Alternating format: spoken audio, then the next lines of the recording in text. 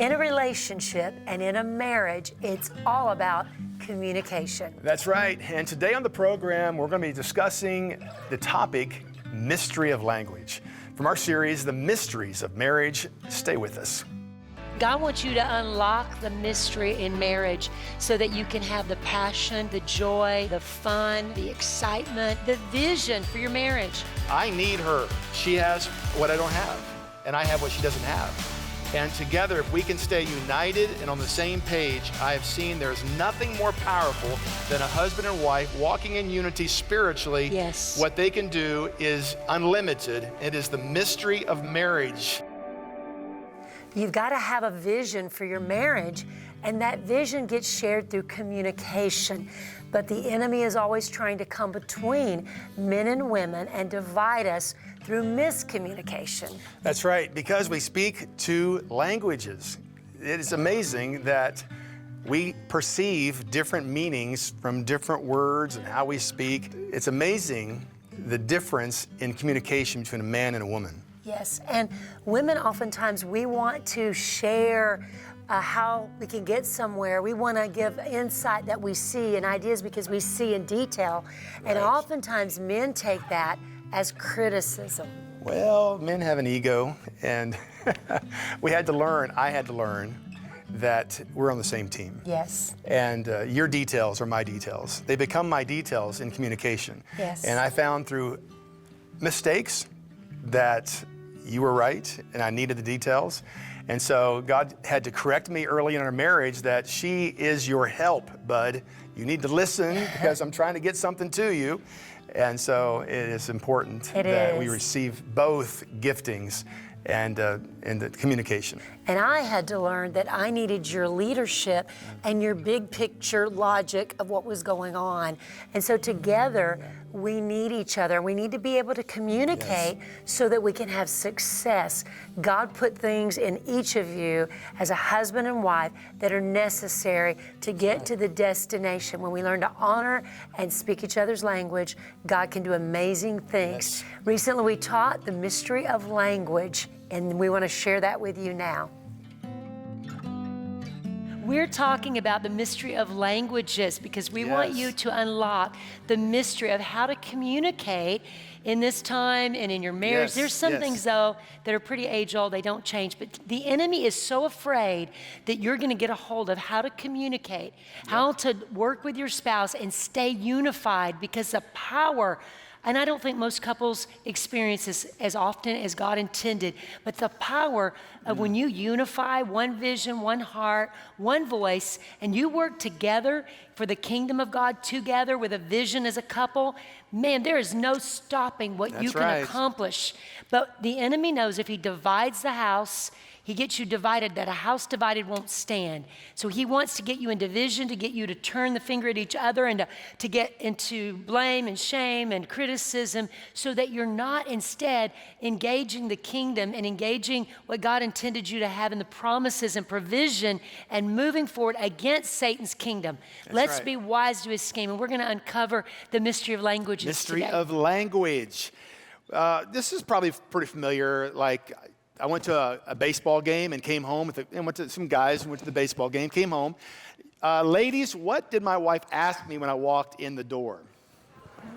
What did you talk about? And guys, what did you feel like when she said that? It's like, talk? Did I say something tonight? I can't remember. Guys relate by doing, not talking. So there's a difference of how we operate. We need to understand that we have different languages. Which is a key to women. If we will do things with our husband, the things you used to do when you first got together, when you first started seeing each other, men start opening up to you as you do things. He wants a wife that will love him enough to do things with him, not just stay home when he goes all the time. And I know when we did the bike ride, Gary, several guys actually came to me, you ride a tandem bike with your husband? My wife would never do that. My wife would never do. She used to do. I want to encourage you, ladies, it shouldn't be used to. It should be do things with your spouse. So there's a major difference, you know this, between men and women that we need to understand. Ephesians chapter 5, Paul talks about this difference. Ephesians 5:33 says, however, each one of you also must love his wife as he loves himself, and the wife must respect her husband. Two kinds of languages. The wife speaks love, the husband speaks respect. You have to learn. Have you ever learned another language or tried to talk to someone that spoke another language? You have to have a translator, right? Well, if you're going to have a great marriage, you need to learn the other language. So let's learn about that. Men and women speak different languages. And so in a woman's world, she's always hearing anyone speaking to her or having interaction with her through the filter of love. She's filtering everything she hears through that filter. A man is filtering everything he hears through the honor and respect filter he has. For instance, when a man meets a man, he doesn't say, how's the family, how's little Johnny? He says, what do you do for a living? He is trying to size up this other person to find out how much honor is due him, whereas a woman talks about relationship when she meets other ladies. So we see a major difference in how we communicate. And so understand this, a husband, a man must have respect, and a woman must have love if you're going to be healthy emotionally and have a healthy marriage. Now, has this ever happened to you? I'm going to run through an example here to help you today understand how this interacts now. So a woman or your wife begins to complain and criticize. Now, that may have happened to a couple of you, but... Now, would we ever do that? But it's going to happen. It's going to happen. And so her husband, ladies, listen, your husband is going to interpret that as contempt, as she does not respect me as a person.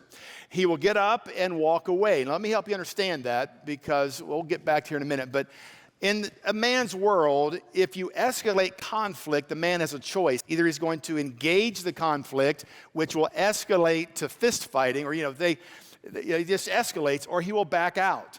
And so in the world of men, honor, men will back out of a conflict situation that he does not want it to escalate. And so we need to understand how men handle that kind of thing. So men walk out. And when he does that, ladies, here's what happens. You know this. Men, you need to know this. It shouts to her that you do not love her, and you're not committed to hear her heart and to fix the relationship. All right, guys? She will get louder and louder and repeat the same things over and over, and then begin to say things she doesn't mean to get your attention. All right?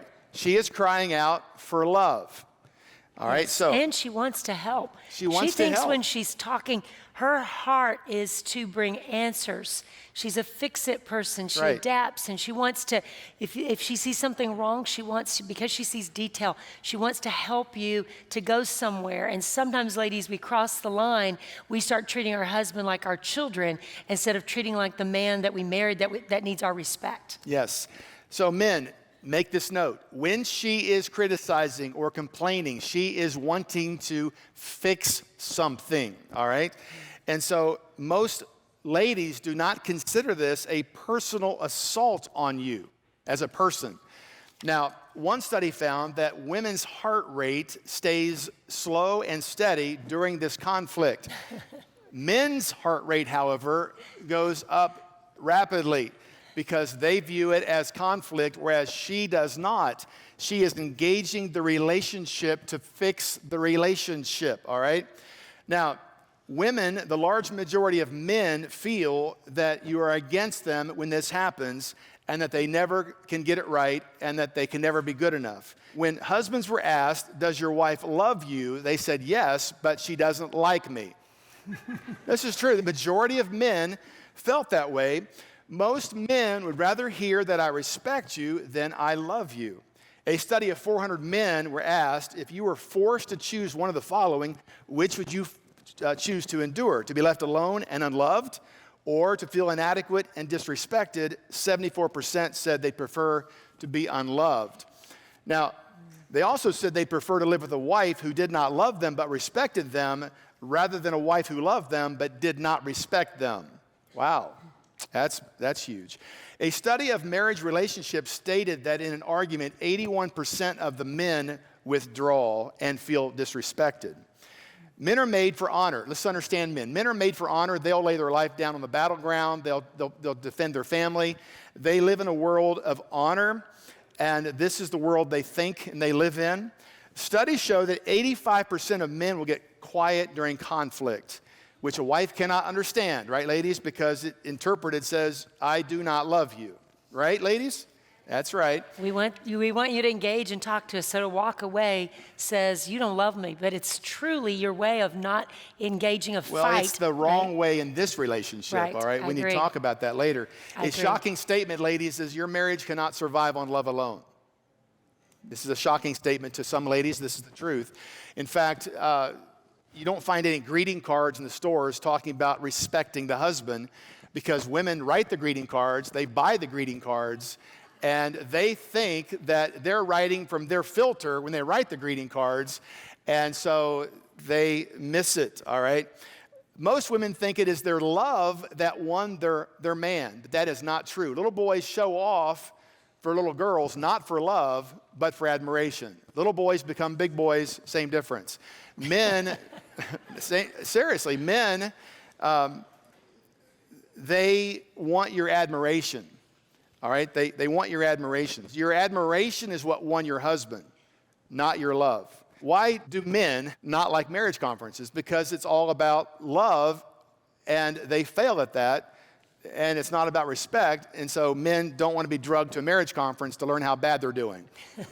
This is a true story. Ask your husband about it. Now, let's go on. So I'm going to help you understand how to get your needs met, both sides, which is basically sowing and reaping, of course. The more respect you show, ladies, the closer he'll get. Men, the more love you show to your wife, the closer she gets. And so you can do an experiment. You go home this week. You can, if your husband's walking through the house, you can just say, hey, I really respect you. You'll find he'll stop and he will say, what did you say? And then he'll get closer. And if you continue on, he'll actually probably stop what he's doing and actually probably come closer to you. The same applies to the ladies.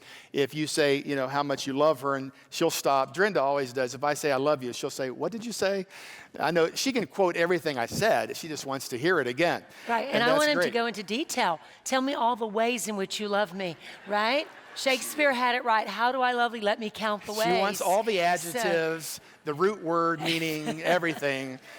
That, Bottom line is, guys, you can't tell a woman how much you admire her, respect her, adore her, love her, cherish her, and 15 times a day would not be too many. So I learned early on in our marriage that how do I look? If I said, oh, you look good, that's not Not good, ladies, right? And the word pretty good even is below that. And so if you say to a woman, she says, how's this? And you say, pretty good. She's like, nope, going to change, or that's not good at all. We want to hear words that are like galactical words. Actually, so what you true. watched on Star Trek, use some of those words. But anyway, we've got to have something that's way out there. We want new words also, new ways. Women are so multifaceted. We are complex, I know, but it's worth the effort. I remember she had to actually coach me how to say the things that she wanted to hear, because men don't talk that way typically, you know.